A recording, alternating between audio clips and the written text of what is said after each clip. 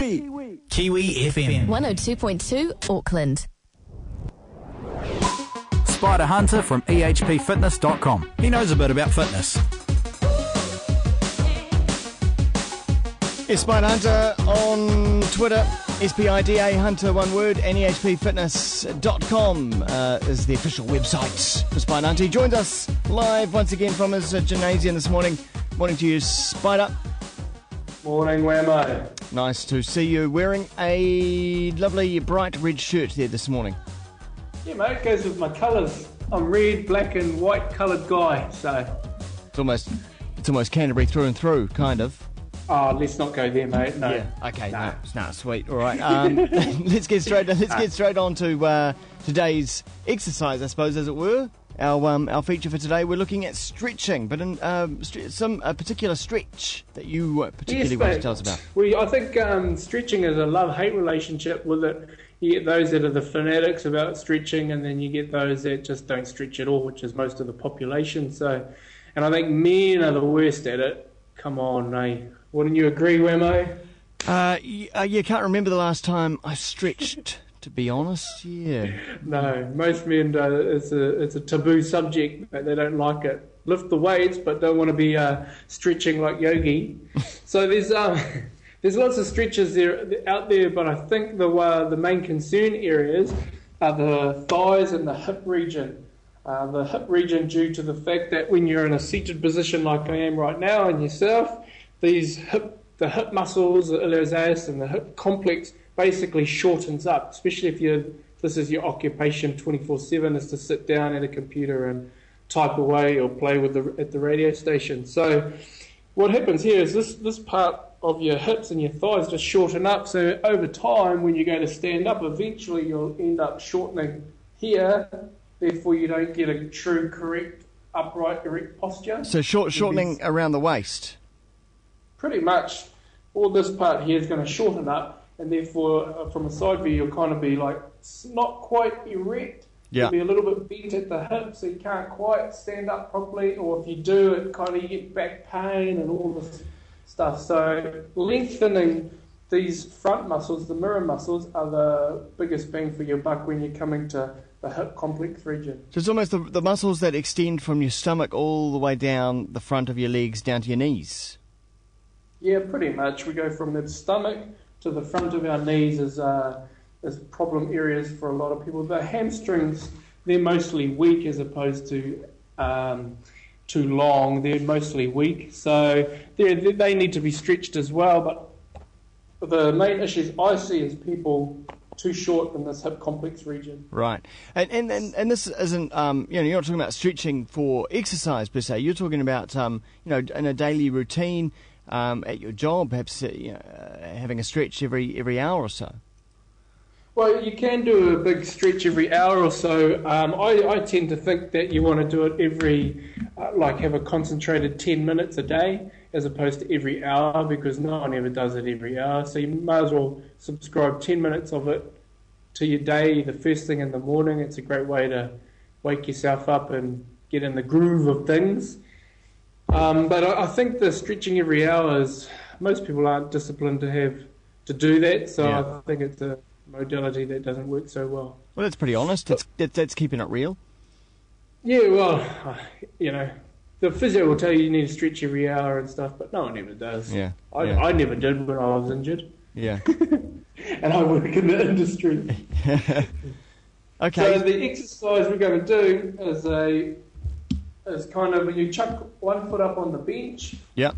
Your lead leg is forward. You can stabilise by holding on to something if you need to. Okay, so the bench is behind you. Yes, the bench is behind me. And from here, you take your 1 foot forward, you can hold on to something if need to, and then you have a big inhalation, so you create space, so you big breath in, and then exhale, move into the space that you've created.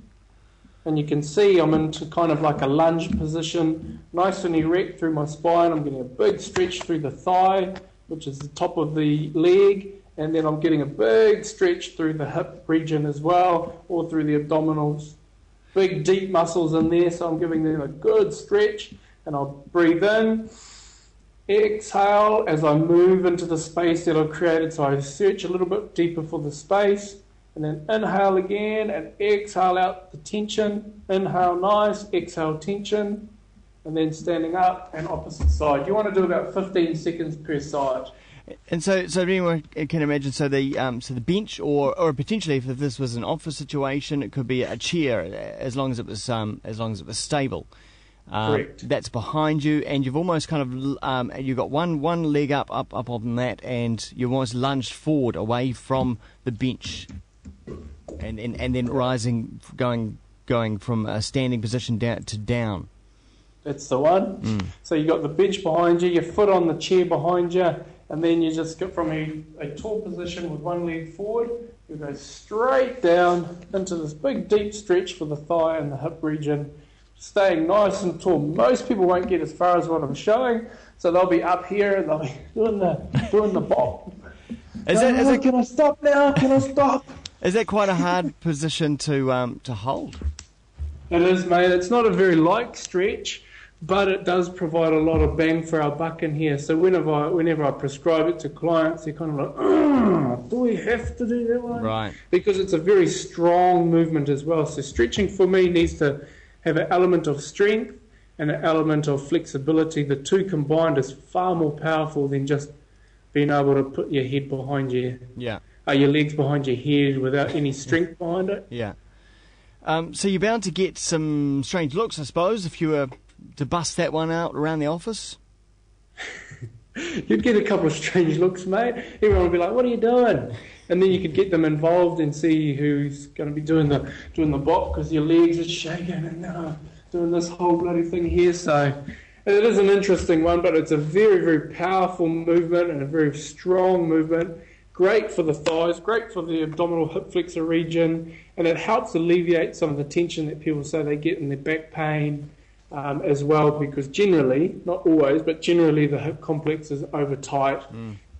Will you notice a difference? Will you actually feel it?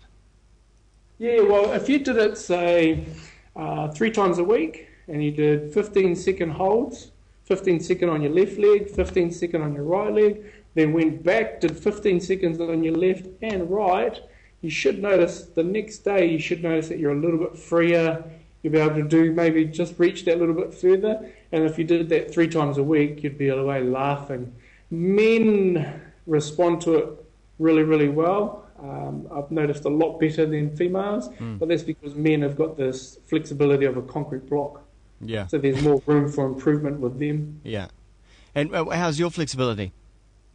Oh, mine's not too bad, mate. I'm a bit of a yoga dude, so mine's okay. I like strength with flexibility. I'm not too keen on just, standing there doing this. I like stuff where it involves a little bit of concentration and all that sort of stuff. So I'm all right, mate. I do good. I bet you get pretty flashy, Spida. I can tell. Flashy. Oh, I do all right, mate. Behind closed doors, I do all right. Hey, Spida, thanks so much. People can continue the conversation with you, perhaps about stretching and anything else about exercise and health at ehpfitness.com and on Twitter, twitter.com/Spida Hunter, SPIDA Hunter, one word. Thanks, Spida. My pleasure, Wammo. Thank you, brother.